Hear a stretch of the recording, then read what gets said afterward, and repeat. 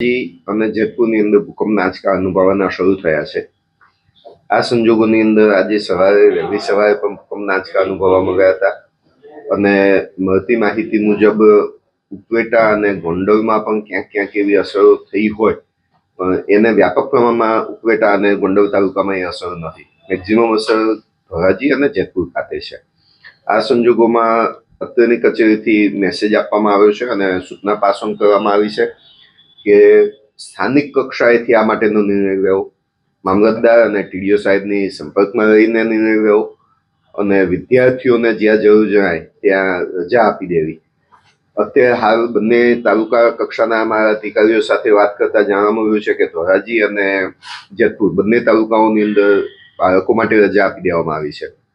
શિક્ષકો શાળા કક્ષાએ હાજર રહેશે અને ભૂકંપગ્રસ્ત જે બિલ્ડિંગ હોય અથવા તો જે બિલ્ડિંગમાં ભયજનક લાગતું હોય એ બિલ્ડિંગના વિદ્યાર્થીઓને અમથા પણ નહીં બેસાડવાની સૂચનાઓ અમારી પહેલેથી હતી, પણ એ સૂચના ફરી અત્યારે પાસ ઓન કરવામાં આવી છે.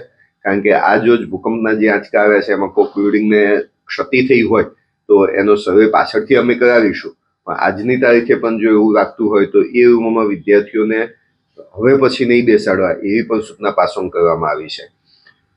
આજની આ દિવસ પૂરતી તો રજા બંને સ્કૂલોમાં જાહેર થઈ ગઈ છે, પરંતુ અમારી જે આજની સૂચના છે એ મુજબ કે જ્યાં સુધી ભૂકંપના આંચકા કે આવી કુદરતી આપત્તિ કોઈ પણ હોય એ સંજોગોમાં સ્થાનિક કક્ષાએથી એમને નિર્ણય લેવા માટેની પણ સત્તાઓ આપી દેવામાં આવી છે. કદાચ કોઈ આચાર્યને પણ એવું લાગે કે મારી શાળામાં ભૂકંપના આંચકા અત્યારે વધુ અનુભવાય છે સ્થાનિક રીતે અને વિદ્યાર્થીઓ ભયજનક સ્થિતિમાં છે, તો ત્યાં પણ વિદ્યાર્થીઓને રજાઓ આપવાની સત્તાઓ સ્થાનિક કક્ષાએ આપવામાં આવેલી છે. ધોરાજીની અંદર અમારી 48 જેટલી સરકારી પ્રાથમિક શાળાઓ છે, આની અંદર તો રજા આપી દેવામાં આવી છે, પરંતુ જે સૂચનાઓ આપવામાં આવી છે તે ખાનગી શાળાઓને પણ લાગુ પડે છે અને ખાનગી શાળાઓ પણ મોટાભાગની અત્યારે રજા જાહેર કરી દીધી છે. જેતપુરની અંદર ટોટલ 70 જેટલી નગરપાલિકાની 14 અને અમારી જિલ્લા કક્ષાની 56 શાળાઓ છે. આ 70 શાળાઓમાં રજાઓ જાહેર કરવામાં આવી છે અને જેતપુરની અંદર સ્થાનિક જે શાળાઓ છે ખાનગી શાળાઓ એમાં પણ ઘણી મોટાભાગની શાળાઓએ રજા જાહેર કરી દીધી.